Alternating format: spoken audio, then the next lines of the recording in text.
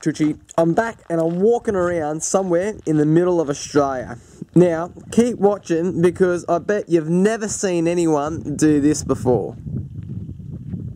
Using New South Wales, a state of Australia, as an example, it is estimated that over 7,000 animals are killed per day as a result of vehicle collisions, meaning that annually over 2.5 million animals are killed just alone in one of Australia's smaller states. But seriously, Chuchi, any Aussie will tell you that the carnage is happening in the middle of the remoteness of Australia.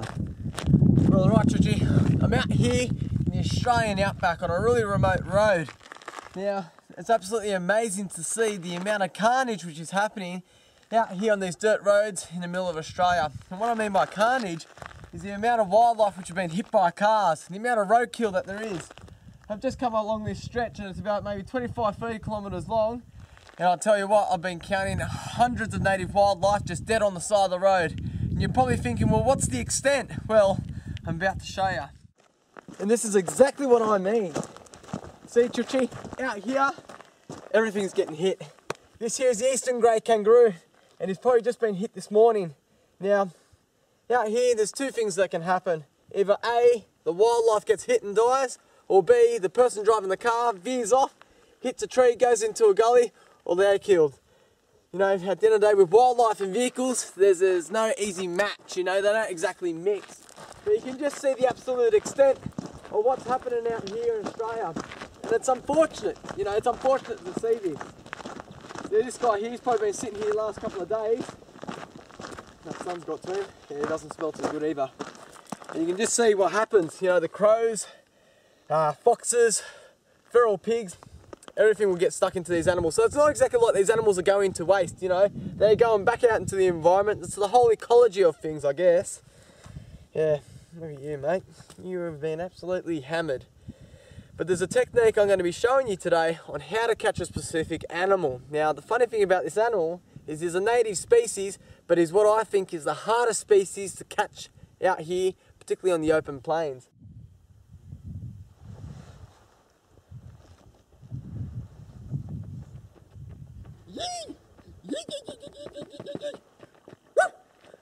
I knew I was going to find one sooner or later. I've been walking this bloody road for about 45 minutes. Now this guy here, he's known as the Australian emu. He's a native bird and he's the largest bird here in Australia. Now the funny thing about this guy is, well, apart from him being dead, unfortunately, these guys here are one of the quickest animals on the planet. As soon as you see him, bang, he'll just take off. Their eyesight's absolutely amazing. But I'm going to be using him today for a bit of a technique. Now, the funny thing about the emu that most people don't know also is this. Is the emu and the kangaroo, being native Australian animals, they're on the Australian national emblem.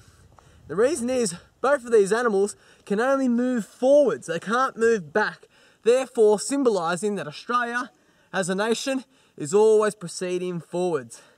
Not bad, mate. Well, you're not moving anywhere, but yeah. Anyway, the technique that I'm going to be showing you today is exactly what the Native Americans used to use to catch bison. And what I'm going to be doing is incorporating myself into this animal. Now I'm going to gut this animal out, I'm going to take out everything inside of his body, and then I'm going to wear him a little bit like a coat. And I'm going to be using it to get closer to other emus. And hopefully I can catch you a live emu, no worries at all.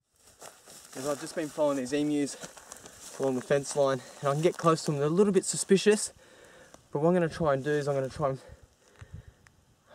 run.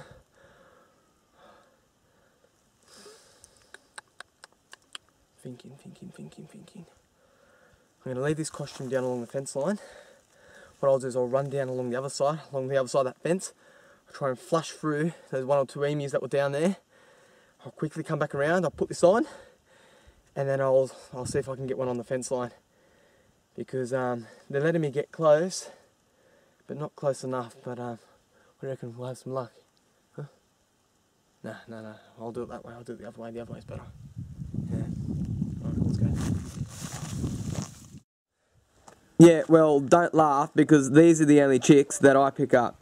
But yeah, anyway, what happens next is just another example of being determined, being in the right place at the right time, and understanding an animal's behavioural movements in what I like to call a 2D environment.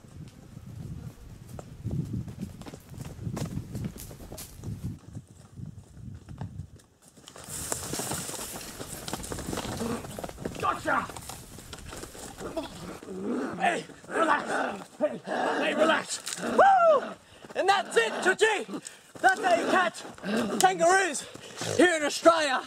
Now, the kangaroos are one of Australia's native animals, and they're one of Australia's fastest native animals as well. They're a beautiful animal, and I'll tell you what, they're fast, they're inquisitive. Oh, don't kick me! Oh. Alright, relax. Settle down, settle with me. Don't kick me. Don't kick me. Now, Skippy, I'm about to release you, alright? So you just relax. Now, you saw the technique that I was using, incorporating myself a bit like an emu. I was unlucky. It's very unlucky not to get an emu. But out here, it's all about surprise. You never know what you're going to get. And in this case scenario, I've got a kangaroo who really wants to hit me bad. You're okay, mate, I love you. Now, with all the captures, what's most important is that you release the animal. It's vitally important. Okay, mate, we'll go over here and I'll release him. Now, the best thing about catching any animal is also being able to release it back out into the wild. And in fact, that's what makes me happier, is the release. All right, mate, go. Woo! The Eastern Grey Kangaroo! Go, Skippy! Woo! It's absolutely beautiful out here. And that's it, you know. When you catch a wild animal, the best thing about it, Chuchi, is being able to release it back out there into the wild. Let him do his thing. Look at him, look how happy he is. Keep running! Amazing, amazing. All right, mate. Well, thanks for your help. Tell you what, it weren't bad out there. Yeah. Well, no, look, I told you before, over there on that fence line was much better. If we would have went to where you said, we would have got nothing.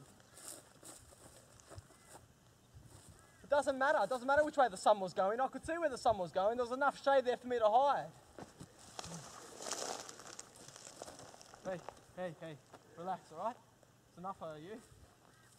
Keep it settled. This way.